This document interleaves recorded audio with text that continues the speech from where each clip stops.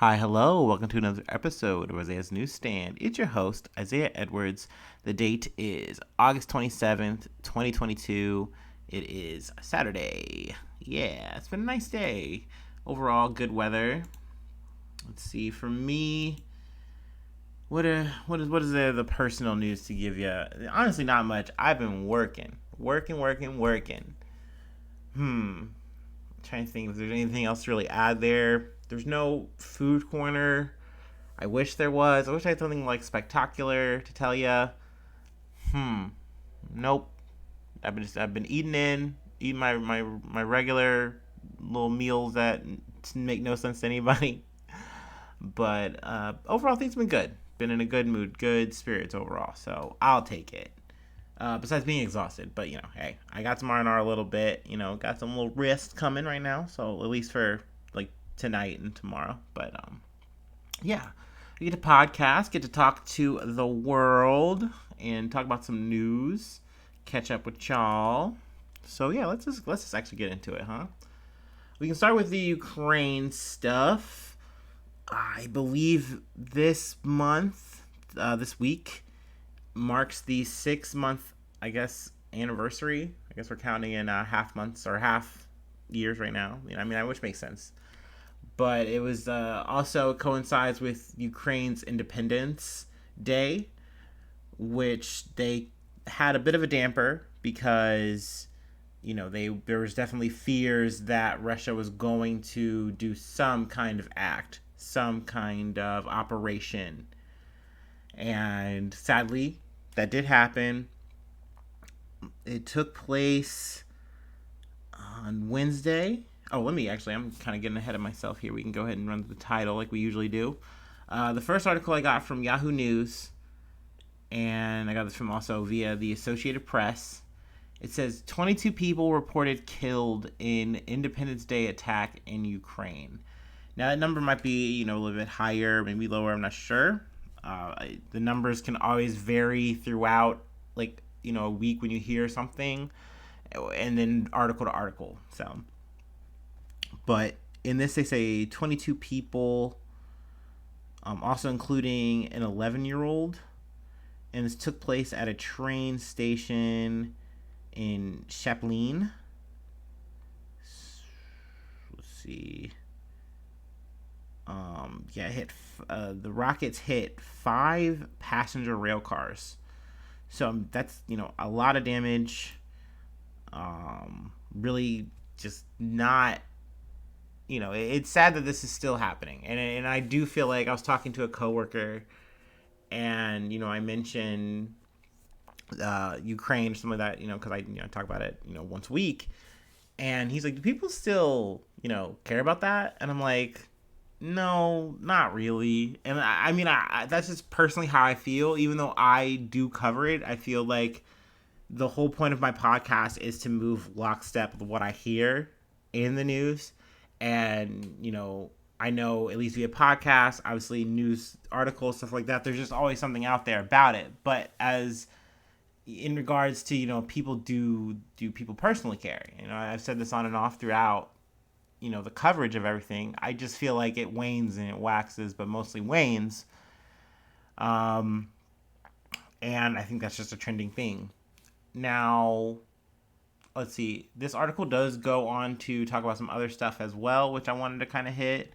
I didn't know this until I read it, but apparently Boris Johnson made a third trip to Ukraine.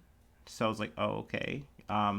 Also, more or less imploring other Western countries to, continue to support and stay, with the cause. Also, Joe Biden announced new military aid package of nearly $3 billion to help Ukraine. So more money, more problems. At least like more military aid, whatever. But, the money's still flowing. It definitely shows that this is just something that is going to continue and keep going. I do have another article coming up. I'm not quite done yet. I don't think. But that kind of further illustrates that. I know there was kind of thought that, hey, could we wrap this up? Could this get done before winter? Because no one really wants to see that happen. But it really looks like this is just going to keep on grinding along. Real like insurgency style. Well, I almost want to say insurgency style, but I don't think we've really gotten there yet. There's still conflict. There's still skirmishes. They're still fighting. So I don't know, but like I don't know if you really can call it that yet. But also, the article does hit on the Darya Dugina, like the car bombing situation that happened last week. Also, just something that I kind of wanted to add on to, the Alexander Dugin did the funeral, did like the eulogy, or spoke at her funeral. I guess I don't know if it's exactly the eulogy, but you can kind of see from what he was saying, kind of more or less just turning his daughter into a martyr for this, for this fight against Ukraine, and also with what Russian intelligence has kind of said is, I don't really know if it's I think they've more or less said this is the line, like the narrative, that this was a Ukrainian attack. They said that they have footage of a woman who was reportedly, she checked in coming from Ukraine to Russia, then got an apartment in the same area, same complex, I guess, as Darya Dugina, and then I believe the night of the explosion, or the next day, it was said that she was fleeing to Estonia, this person. And they're saying this person has ties to Ukraine, she has ties to the Azov battalion, and Ukraine has denied this. So it does feel like it's reaching. It does feel very stringy. I definitely know on the propaganda end, though, it's always it's like one of those things where you can spin it hard enough, and it kind of makes it worth it. So they're like, why not just turn this into something? So that's seemingly how that's kind of developing and gone into. Let's see what else I wanted to glean from here. Oh yes, also the nuclear plant in Zaporizhia, the power went out, which was a big deal, but it has been, restored. But it's showing that, hey, there's still more fighting, there's still more chaotic shit going on in that area. And, I mean, it remains to be seen. Technically, that could totally be another Chernobyl situation. And, it just seems every day like we're just kind of waiting and seeing, which is fucking wild. But that is that part of Ukraine, Russia stuff I wanted to cover. But I guess definitely more on the Russian side of things. I got this from NBC News. Putin orders Russian military to increase its forces as Ukraine war passes 6-month mark. The decree will increase the number of service members in the armed forces by 137,000. Big number. Big number. Let's see. Yeah, it's a 10% increase.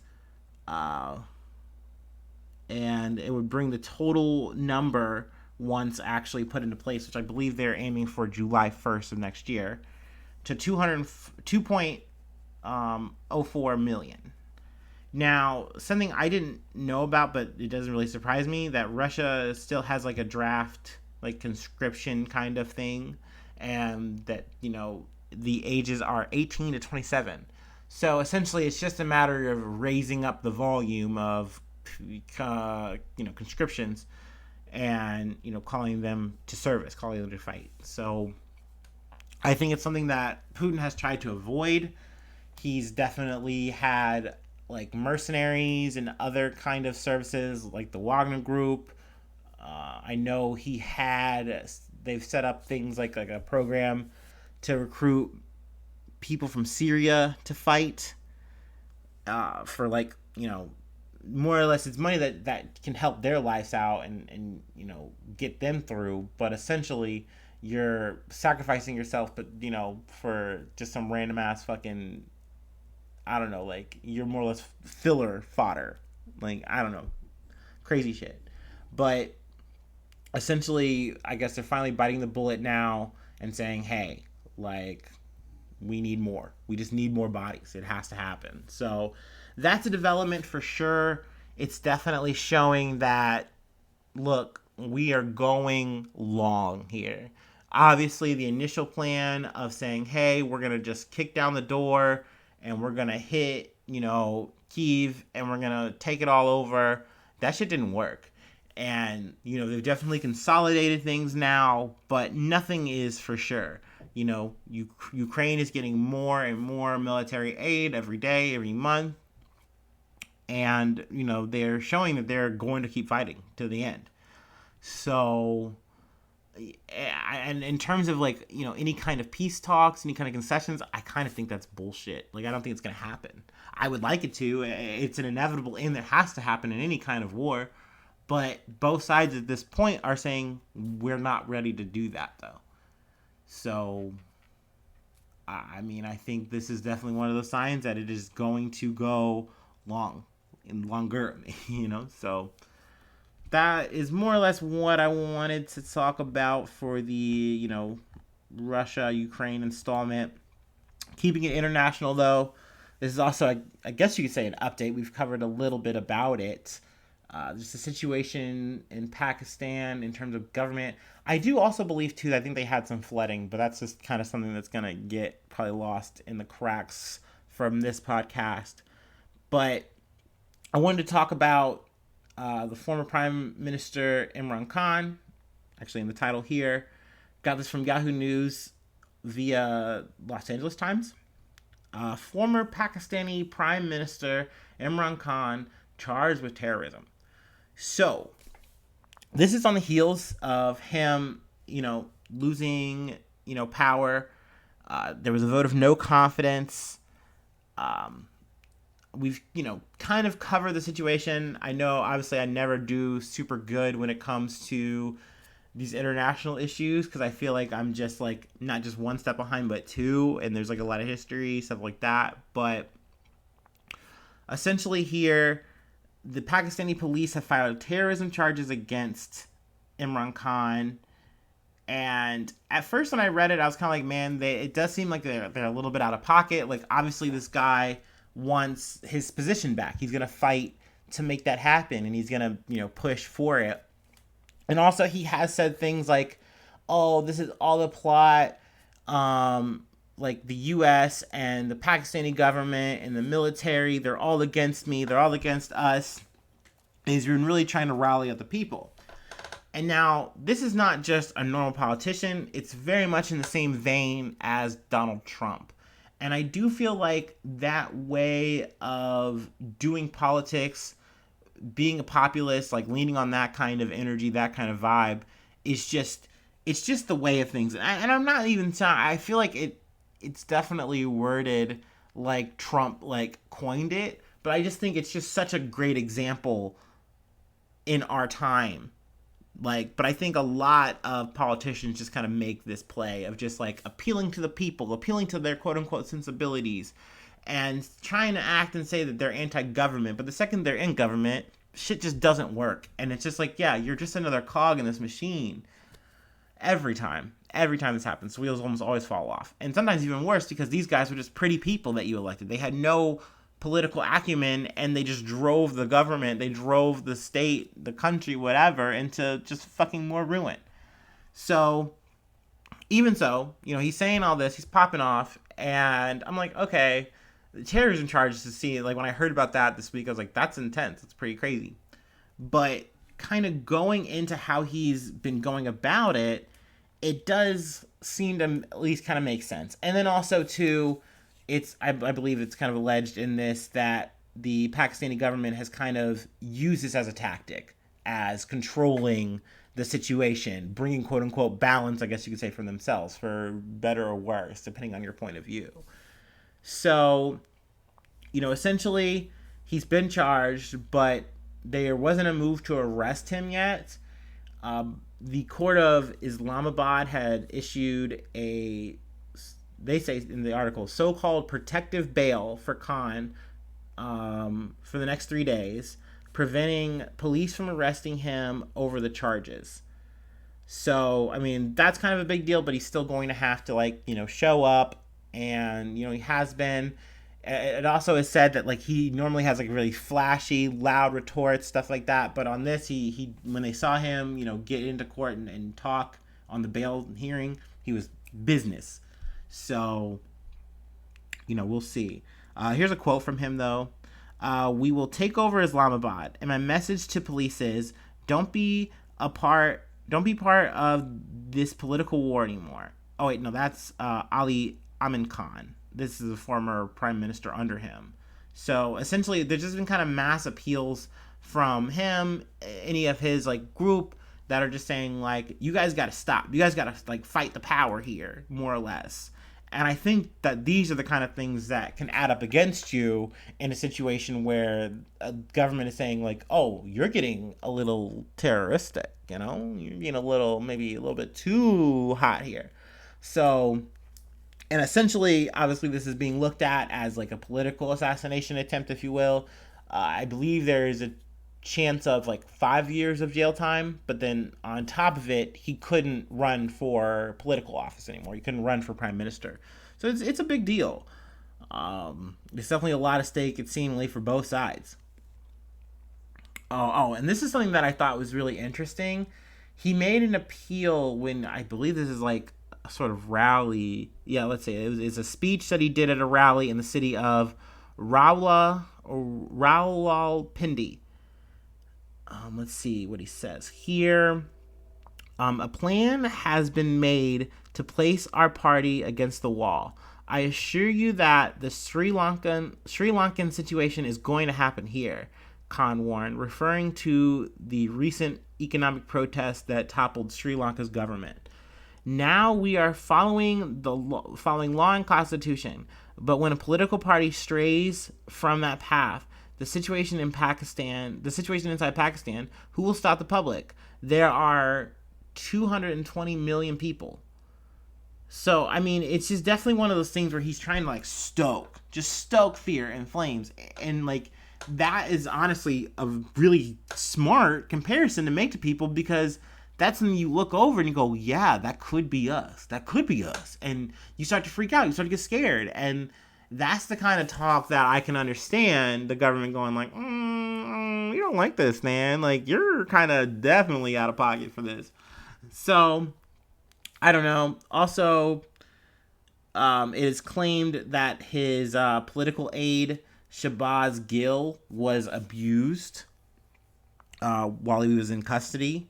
Now, when he came out of the hospital, and I believe he had a court hearing, it said that he was, appeared healthy on television footage. Now, hey, I'm never gonna sit there and say that the government didn't do something, police didn't do something, but at the end of the day, you're making a very bold statement saying like he was, fucked up and abused and tortured, and then he's coming out just like fine. So I don't know there. I don't know. Who knows? Who can say, right? But I thought this was all interesting and a very solid update. Hopefully I can get more as time progresses to see how that's going to shake out. Whew. Let's see. I got another update for y'all. Also from the Los Angeles Times. Unsealed Affidavit sheds new light on FBI case for Trump Mar-a-Lago search. So, essentially, there was a judge. Let's see. His name is a federal magistrate judge, Bruce E. Reinhart. He ordered Thursday that the affidavit be publicly released with the Justice Department's proposed redactions of anything that would identify individuals involved in the investigation, including witnesses cooperating with the FBI. About half the document is redacted, including entire pages. So, I mean, I think it's like a 38-page affidavit, so about half of it. I was surprised to hear that much was even actually readable, so there were things to glean, I suppose. I mean, in my opinion, and I'm surprised that I've come to this opinion, and maybe it is just because I'm biased against Trump, but I'm just like, this is, yes, it is unprecedented. This has not happened. This is new shit. It's not every day that a president gets his shit raided by the FBI. But the FBI didn't have to even give out the warrant. They didn't even have to tell motherfuckers. they could easily, excuse me, move in silence on this issue, and that could just be gospel on it, because that's just what they do. Like, the Alphabet Boys have always been the Alphabet Boys, and I don't understand why, because this is now a Republican beef, that all of a sudden we gotta like stop time, space, and the whole goddamn car. But here we are. We're doing it, and honestly, like I said, it's kind of like the situation in that Godzilla movie where dude goes, "Let them fight," because it's like, yeah, if you two motherfuckers got a beef, then I'm down to get the popcorn out and watch y'all duke it out, pull each other apart a little bit. So, here we are. In terms of them, releasing this document, like I said, I'm surprised that it does show, I guess, what it shows, but it doesn't show too much. Essentially, the FBI has come out and said, hey, we don't want to do this because we are actively pursuing a potential investigation, and that could jam it up, giving out too much information. It could play our hand too soon. And that's not what, that's just not good business. And I mean, on that part, I totally get it. Also in terms of how things have unfolded so far, for sure, they don't want to list the names of any FBI involved. They don't want to list the names of potential witnesses and people they want to talk to, because then those are all a bunch of targets. So you don't want too much to get out. I mean, that's the whole point of redacting shit. Naturally, we hate it because we want to know the truth. And actually, it was a news organization that, triggered this whole situation to make it happen. It's not necessarily the Trump party doing it, but they could easily, have at least put out, like, in terms of like the warrant, they could have showed that they're being very coy about what they want to hear and what they want to see and all this kind of shit. But you guys might have a yeah, I'm gonna try to give you guys another bad Trump impression. I'm sorry, I'm getting a little addicted. But let's see here. Shortly after the affidavit's release, Trump decried its heavy redactions in a Truth Social post. The best way to get news, of course. Nothing mentioned on nuclear. A total public relations subterfuge by the FBI and DOJ, or our close working relationship regarding the document turnover. We gave them much. Okay, that wasn't great. Also, I will say, Jamie Foxx apparently has a really good Trump impression under his belt. I was going through Twitter and I saw it, and he kills it. It's pretty funny. But let's see here. There's more details. FBI agents removed 11 sets of classified documents, including some marked top secret and meant to be available in special government facilities, and 20 boxes of materials from Trump's Mar-a-Lago estate in Palm Beach, Florida, during a search. According to the search warrant, which U.S. Attorney General Merrick Garland agreed to release with an itemized list of removed items, the department is investigating possible... Okay, they go into what potentially he could get, charged on. Just stuff regarding like the Espionage Act.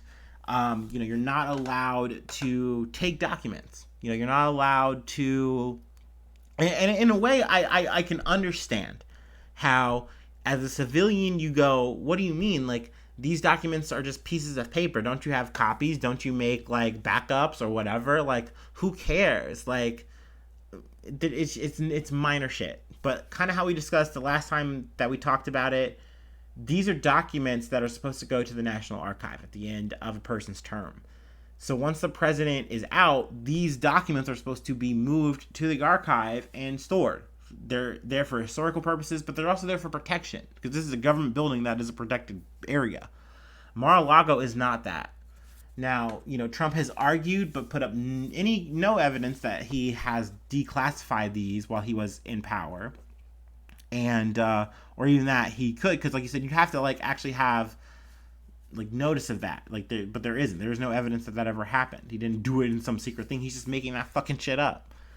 But and this is all stuff that's under the Presidential Records Act of 1978. So like, this is stuff that it's not just ceremony. It's not just like, good manners. Like, this is legally what you're supposed to be doing. So That's the kind of shit that Trump's up against. But do I personally think he's going to actually get any kind of jail time prosecution? I don't think so. I think that this was made, and I think it was pushed because they needed the documents. And they've been trying to get them back. And I think the last time they did, more or less, the Trump legal team staff signed over saying, hey, to the best of our knowledge, we gave you everything, buddy. Here you go. And they looked and they said, this isn't everything. We know it's not everything. So this is what this was about. They had to go above and beyond just to get this fucking shit because this guy doesn't want to play ball. Trump does not want to play ball with them. Even though he keeps going to talking about oh, I've been so cooperative. No, the fuck you haven't, man. Come on. So we'll see. But also in terms of the nuclear stuff, that was kind of something I didn't really cover too much. But that's the top secret SCI yada yada yada stuff. That's what that was. We don't know exactly the details. Hence, that's what Trump is kind of playing off of. Well, they didn't say it, so that didn't happen. But that's just potentially just to show you the level of what the clearance on these documents are. It's not like these are just casual pieces of paper. Now, granted, some of these things are just little memos and stuff like that, little notes he had to himself, but still, they become a part of the record. So, that's more or less what we're talking about here. I'm sure there's more that you can go and look at the Los Angeles Times and, potentially become a subscriber. I'm not. I appreciate this not being paywalled, so thank you. But yeah, we can move on. I'm going to hit my classic break.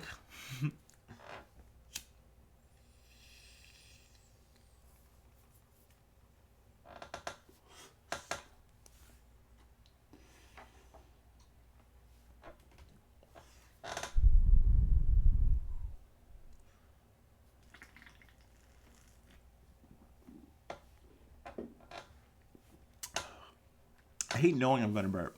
I hate knowing that's coming. And I can't fight it. It's inevitable. Let's see. We can get into some news, though. We can cover that while we wait.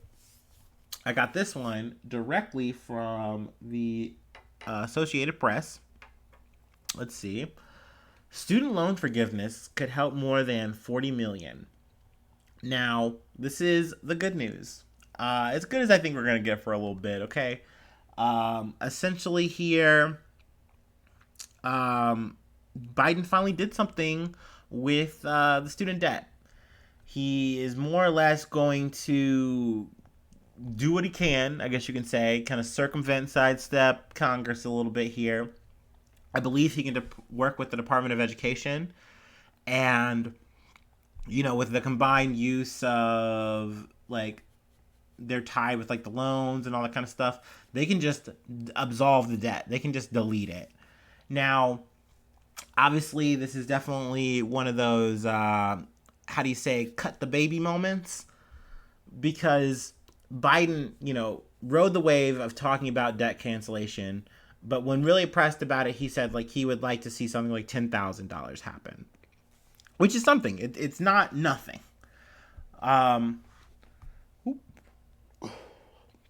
There it was. But he essentially got $10,000 in federal student loan debt for incomes of $125,000 or households that earn less than $250,000, and he's just going to cancel that. He's also canceling an additional $10,000 for those who received federal Pell Grants to attend college. So they're more or less using the Pell Grants because, I actually got a Pell Grant when I tried to start college, which we'll do a little quick tangent about that. But the Pell Grant essentially is something that is just hey, we know you don't have much money. We know you're a broke bitch. Here's a little bit of money to kind of get you in the door. And you're shit, I'm trying to get into college. I'm trying to make it happen. So thank you. Yes. Yay. Thank you. Money.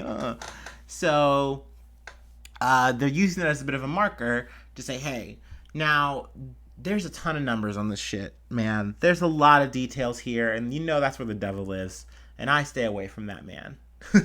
So there's going to be some things I missed for sure. I implore you. I'm telling you guys, if you are someone with some college debt right now, get on this, because it is a limited window. Like, you gotta get in. Like, now, granted, there's also some other stuff in terms of unfreezing it. He's saying, hey, it's frozen till January 1st of next year. Then it's game on. It's money time. But like I said, I'm gonna try to cover as much as I can in this article and just the stuff I remember, but it's a lot. But let's see. Like I said, this is supposed to be the final time for the pause. I kind of inclined to believe that, at least in terms of his presidency. Maybe things might change in the future, but like what we're looking at here. Also, there is a cap. So I think let's see, for department students, their parents' household income must be below 250,000. So there's that, and that was more or less there to make it so it's like this isn't supposed to be something that gets off the wealthy. Like, the average, engineer, scientist, doctor, whatever, doesn't get like just extra quote unquote free ride. But there's so much to this, man. Like, honestly, I'm of the camp, I know this is already a tangent, I'm of the camp of this should be all forgiven, quote unquote. I hate that word for this, forgiven. What do you mean? Ugh. School has become a capitalist model motive. And that's why we fucking suck when it comes to education, because it's about making fucking money. And or if you're not making any kind of big money job, then guess what? You're going to be fucking a cog in this fucking machine. So go do some fucking manual labor bullshit.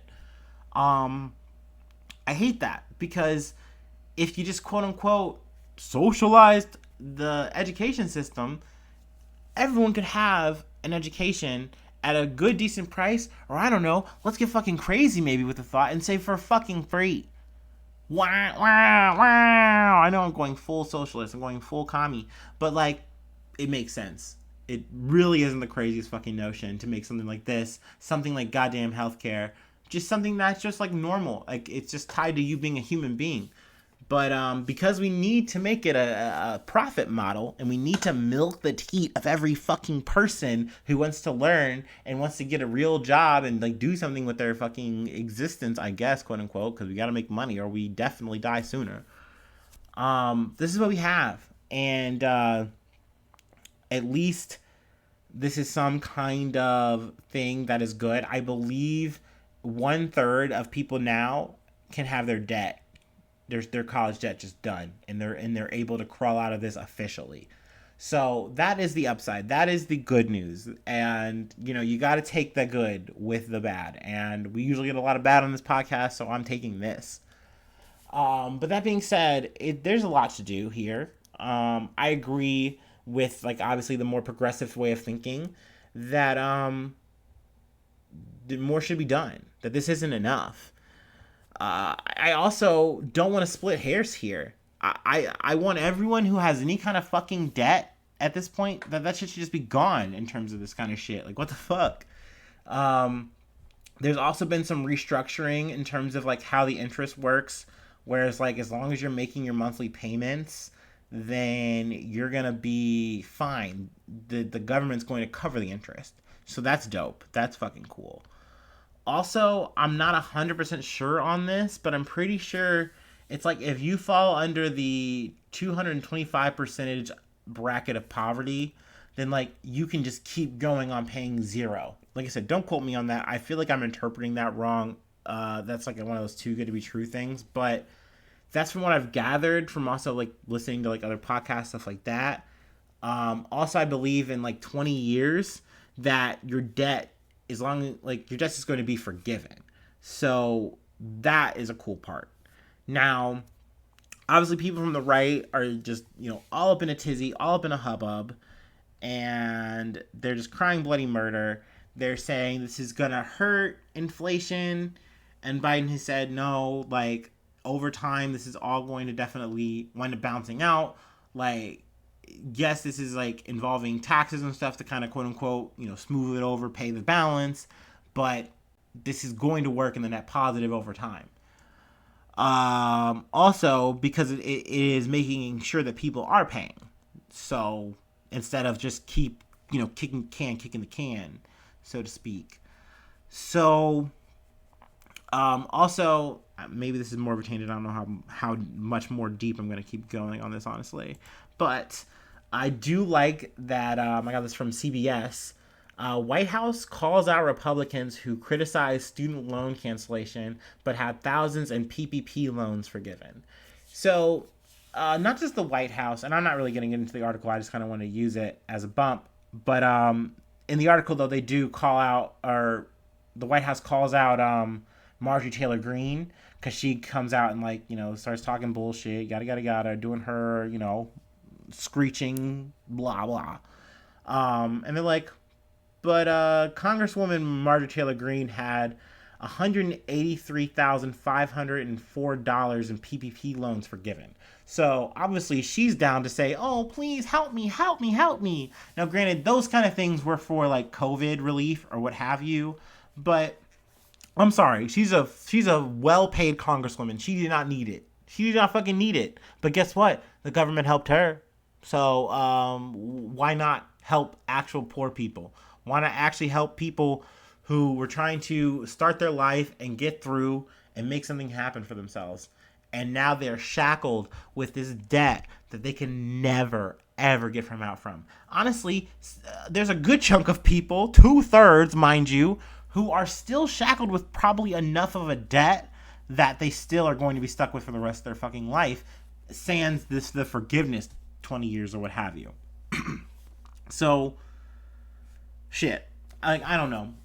Also, getting racial with it, this is something that affects black people, brown people, people of color way more. And that's just a statistical fact that black people are shackled with more debt to get the same jobs. It's just, that's the way that this winds up happening because of how you got to come up from the goddamn mud. But people are going to be mad. People are going to cry. People are going to bitch and moan. And, what are you going to do? I guess you got to let them, right? It's a free country, huh? But, I say, hey, this is fucking cool shit. I don't know. Thank you for sticking with me. Thank you for listening. It's pretty much the end of the episode. Gotta hit shill mode real quick. Patreon.com/Isaiah News. If you want to support, any dollar amount helps. $5 will get you Discord access. Also, I will shout you out on the podcast. I'll say your name. I'll shout whatever you want me to talk about. Whatever. We can get into that. But yeah. Also, I got a free way to hit me up. Isaiah News1 at gmail.com. And I'm a social butterfly, so you can pretty easily find me. I'm out here. I'm in there. I'm where you want to be. That's all I got, guys. I'm sure I will see you for another episode. We'll cover some more stuff, get into some more news. And, yeah, hopefully I see you soon for some more good news. I love you. Bye-bye. Mwah.